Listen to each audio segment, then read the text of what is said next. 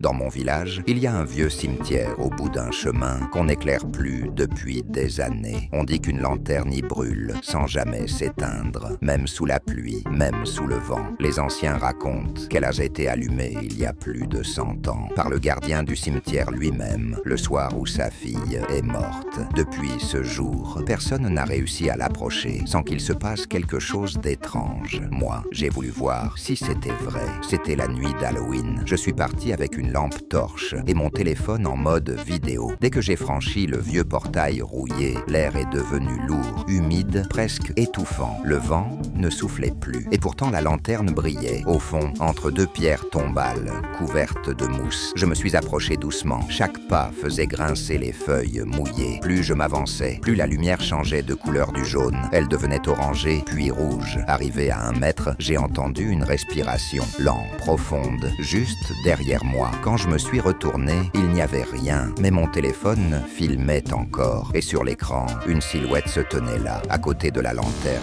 Une femme, vêtue de noir, les yeux entièrement blancs, tenant une flamme dans la main. J'ai reculé. Elle m'a regardé, puis a soufflé sur sa flamme.